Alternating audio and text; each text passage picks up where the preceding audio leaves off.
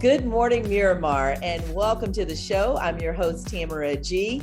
Don't forget, please check us out on all of our social media. We're on Facebook, Twitter, and Instagram at City of Miramar to see all the happenings around town.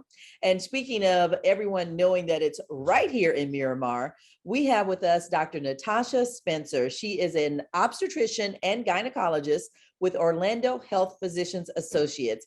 And she's going to be talking about something that I didn't even know there was a month, an endometriosis awareness month, but apparently there is one. We're going to be talking about endometriosis, what it is exactly, and how it affects women and health issues. So welcome to the show, Dr. Spencer. So happy to have you. Thank you for having me. No problem, no problem. So let's talk a little bit about your background. You are an obstetrician and a gynecologist. How did you decide that that was going to be your role in medicine? It's kind of a funny story because it was at the very bottom of my list.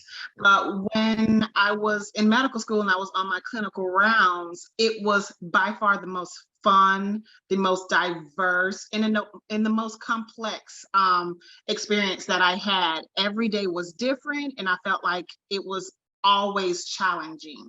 Wow. So it just grew on me, and it grew on my soul, and I knew this was the place where I needed to be. Well, you know, we women are always something else. We like you said, every day it was something different, right? It was something different. That's right. Yeah. Okay, sounds good. And how long have you been an obstetrician and a gynecologist? I completed residency. So residency is 4 years. So I trained for 4 years, and I completed residency in 2015. So I've been practicing for 7 years now. Wow, that's amazing. All right, so we're going to talk about endometriosis because a lot of women may have heard about it or they may not have heard about it and don't even know that they have it. So tell us a little bit about what it is. So endometriosis is when the lining of the uterus, the glands and the stroma implant ectopically in outside of the uterus and inside the pelvis. Some of the symptoms that you can experience if you're affected by endometriosis is painful periods or just a chronic level of pain every day, as well as painful sex. The other symptoms that you can have, kind of plus or minus, depends on where any lesions may be located or the area of involvement.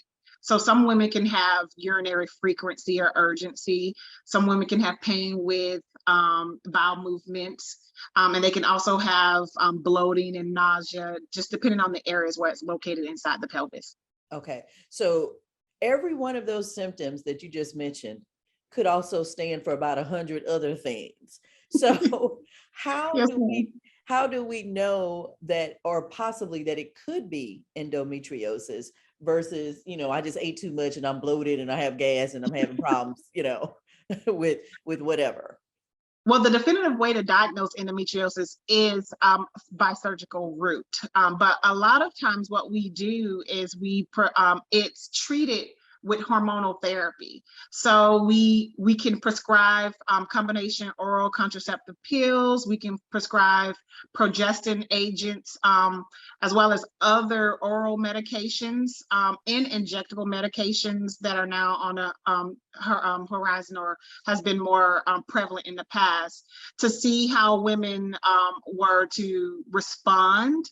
And if it's something that's not responding in the manner in which we think, then that can lead to us to follow up with the surgical route to definitively diagnose if someone has endometriosis or not. Right. And so when they come in, what is the age group for this, or is there any age group? Because, you know, as women, it runs the gamut. Some things could start when we're 18 and some things could start when we're 64. So, you know. Well, there is a genetic component to it. So a lot of women, if they know that they have a mother or a sister or a family member with endometriosis, they are actually 10 times more likely to be afflicted by it as well. But otherwise, it is an estrogen dependent disease. So it mostly occurs in reproductive age women. So shortly after their menstrual cycles were to start is the time frame, all the way up to menopause, when they become menopausal in their status, in their reproductive status. Okay. And is it true that it also affects women of color more than it does others, or is that not true? It seems like I know a Well, lot of it's women who have really hard endometriosis. to say Mhm. statistically because we don't really know how many Americans are affected. The biggest problem with endometriosis is its delayed diagnosis because it's so like the symptoms are so can be vague or very Right. commonly misdiagnosed or commonly thought to be something else. Yes. Right. Right. So I don't think it's necessarily more prevalent in African American females, but that's something that we need to do more research on Mhm. to see to actually get down the statistics of how many women are affected by it. Okay. And so if you're just tuning in, we're speaking with Dr. Natasha Spencer. She is an obstetrician and gynecologist with Orlando Health Physicians Associates. And we are speaking with her today about Endometriosis Awareness Month that is going on right now in March. Did not know that there was even a month. And obviously it has gotten to the point where it affects so many people that yes, they have made it a month of awareness. Now, Right. let's talk about possible infertility with this. I mean, if you have endometriosis, does that mean that you won't be able to have a child? No, it does not mean that women can't have children. They just may require assistance. It does, about 30 to 40% of women with endometriosis are subfertile, but it's still possible for them to conceive. But they just may need a little bit more help or assistance with specialists to for that to occur. Right. So according to the stats that were sent, endometriosis affects up to 11% of women in the United States. But as we mentioned, the disease can go undiagnosed because the pain is normalized or even the topic is uncomfortable. Let's talk about that part of it. So we've already Yes. talked about how, yes, those symptoms that you talked about could literally be 1,000 other things. And we Yeah. just like, okay, it'll go away tomorrow and we'll be all right. And it may go away tomorrow. Mhm. But the other part is the topic is uncomfortable. I am sure as a gynecologist and an obstetrician, even though you see pregnant women and mothers, that there are still women who are not comfortable talking about their bodies and what is going on. Well, that's one of the major reasons why I wanted to do this interview, because I want to, one, spread awareness for endometriosis, but also appeal to women to let them know that that's what we're here. Obstetricians, gynecologists, that's our job, is to take care of you the best way possible and do that holistically. And one of the main things that I do when someone come in just for a wellness visit, they may just think that I'm just here for my pap, but I also dove into their menstrual cycles and how that affects their lives and what some of the issues that they could be having with that as well, to try to tease and kind of build rapport and get them to open up and talk to me. But that's our job. I really hope that women open up and know that they don't have to live their lives with endometriosis, because it can be very debilitating for a lot of women and affect their quality of life. And they do not have to live that way. Yeah. You mentioned, Doc, that, it is, some women are affected by it every day, Dr. Spencer. How are they going through the day? Like, how are they making it? Especially with everything that women do every day, from sun up to sundown, we're taking care of other people. We're taking care of things at work. We're taking care of parents. Mhm. The last person we do take care of usually is us. But if Right. you're in pain, how are you doing that every day? I do think a lot of women, like you said before, normalize it and they learn to live with it. They take a lot of over-the-counter pain medications to cope. But I just want everyone to know that you don't have to. Just let your provider know, let your obstetrician gynecologist know, let them give them some insight into what's going on with your daily lives and how it's being affected by any amount of pain that you're having, because it could be endometriosis, which is very treatable, and we can improve like what you go through on a daily basis. Okay, so let's again talk about some of those treatments. I know you had mentioned something about taking oral contraceptives, but what if it has to go? So what will the oral contraceptives do? Let's talk about that. So since it's an estrogen dependent disease, what oral contraception does is basically put it in a quiet state. It gives you the estrogen at very mild levels, and it keeps it stable, so that then their pain improves. Because what occurs when the pain kind of flares up, mainly around the menstrual cycle, is the drop in the estrogen levels. And so we're giving you that, we're keeping it at a steady state, or we're giving it to you continuously, so then you're least likely to experience those flares or that inflammatory changes that occur during the menstrual cycle. Okay, which obviously, depending on who you are, could go anywhere from 3 to 5 days, sometimes 10 for some women. Yeah. Sometimes the whole month on and off, but that's a whole nother story. So we try the contraceptives, that doesn't work. What is the next step after that? A lot of times what I do in my practice, I then if I try like cyclic contraception, then I go to continuous contraception to see if just putting him on a constant level of hormones will help. The next step could be progestins, which is just the progesterone only component of hormones that we as women produce in larger levels. If that doesn't work, then I usually try to get them 6 months, try to get them on something for 6 months. And if there's no improvement, then that leads me to proceed with surgery to actually make definitive diagnoses of endometriosis. Okay. And what does surgery look like, Dr. Spencer? So in order for us to look into the pelvis, you have to perform a procedure that's called a laparoscopy. And that's basically placing a camera inside the abdomen and basically looking into the pelvis. What we see when someone has endometriosis, we can see a lot of scar tissue or adhesions. We can see windows, or the peritoneum is what covers the abdomen. We can see scarring on that. We can see some distortions and defects on those areas. And then we describe it as powder burns, or like cigarette ash burns on the pelvis, what it looked to the visible eye, to the naked eye. Okay.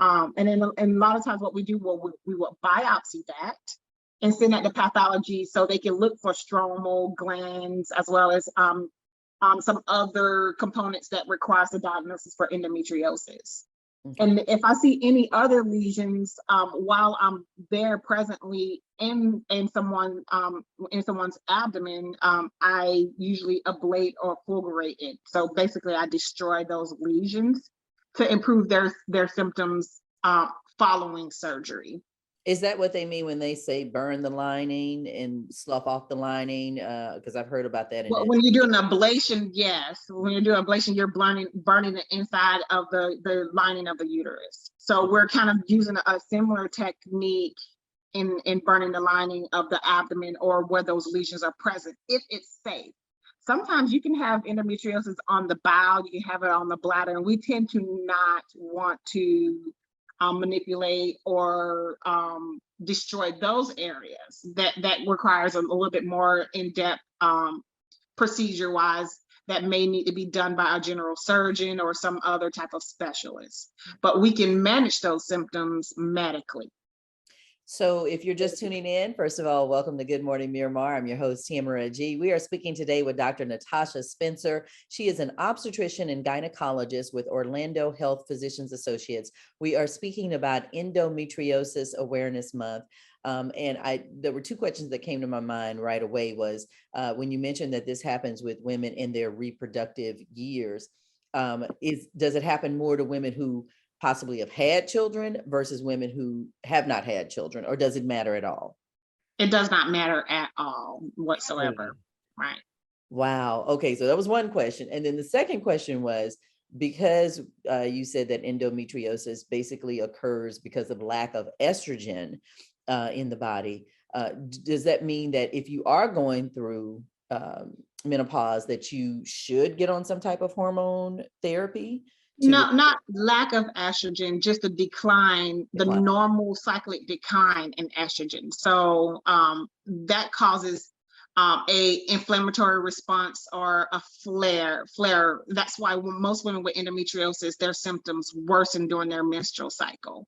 So they always have this low level of pain, or like chronic ache or dull pain. But it intensifies and flares up when they're on their menstrual cycle from that decline in estrogen. Estrogen. Okay. Yes. And Yes. so again, with obviously you said that one way to treat it is to give you estrogen, to help alleviate that, or at least to kind of stop those flare-ups. So are there any other ways we could get estrogen other than through birth control pills? Well, the main component is not necessarily the estrogen, it's the progestin that actually causes atrophy or recession of the lesions. So birth control pills are actually a progestin predominant pill. It has estrogen in it to prevent, women, we give estrogen to prevent hot flashes, menopausal like symptoms. So it has estrogen in it, but it's more of a progestin dominant pill. And the progestin is what causes, like I said, recession of the lesions or improvement of their symptoms. So that's why progestin only can actually be a very helpful or very successful medication to treat endometriosis as well. There's also gonadotrophin releasing hormone is one of the hormones that actually help cycle the menstrual cycle. And there's analogs that actually work on that form of the menstrual cycle to help with endometriosis also. Okay. And so when you were going through your clinicals, this is what you decided to do. Only because yes, very, very complex, but that's why I enjoyed my field, is because it was very complex and challenging. And I always, in school, just growing up my education, and I always felt like I need to be challenged. And there's not a dull moment in obstetrician gynecology. There's always something different. And it's like I just described to you, it can be a very complex field.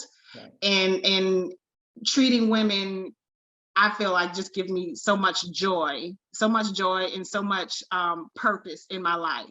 That's awesome. That's awesome. So again, we want to stress to women to please go and get your help from your gynecologist or your obstetrician or whomever, because I really am surprised about so many women who don't want to go and see a doctor about their lady parts, thinking you guys have seen everything. There's no story, nothing that you guys haven't seen, right?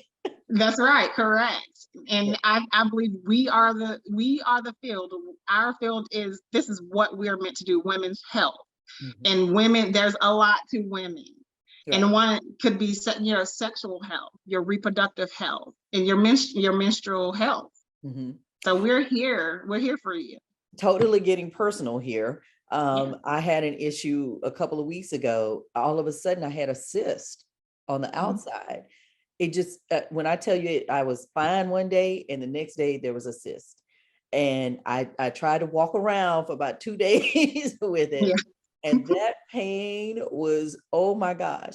So I called my gyno. He got me right in and actually had to do some minor surgery in the office. Office, right.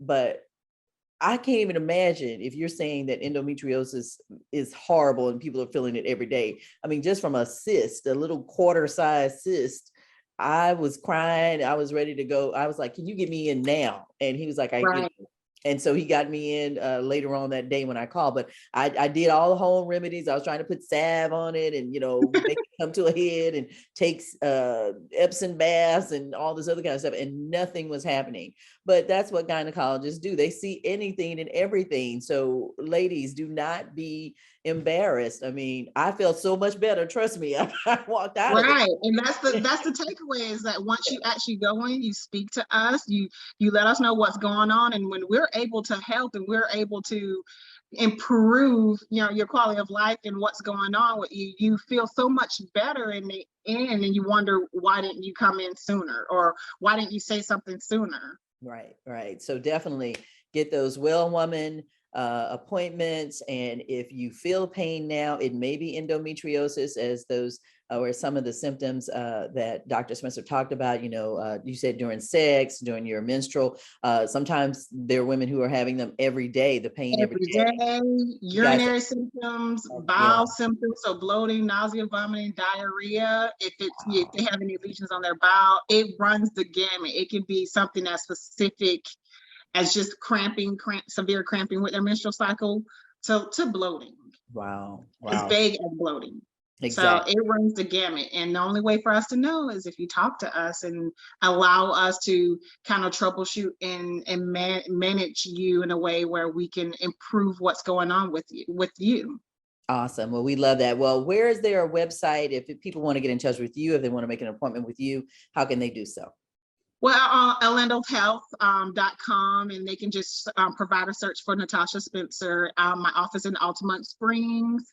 And I am open and available for consultation, conversations, Awesome. and any management that you may need for your woman's health needs. All right. Well, it sounds like if there's a woman out there, she's going to be very lucky to get you as a doctor. Very easy to talk to, as you can tell right now. So thank you very much, Dr. Natasha Spencer, obstetrician and gynecologist with Orlando Health Physicians Associates. And as she mentioned, OrlandoHealth.com is where you can go, put in her name, Dr. Natasha Spencer, and you can find her there. Thank you so much for all your information on this topic that really, a lot of women don't talk about, or maybe don't even know about. So thank you. You're welcome anytime. Thank you. And thank you for watching Good Morning Miramar. I'm your host, Tamara G. Until next time, see you.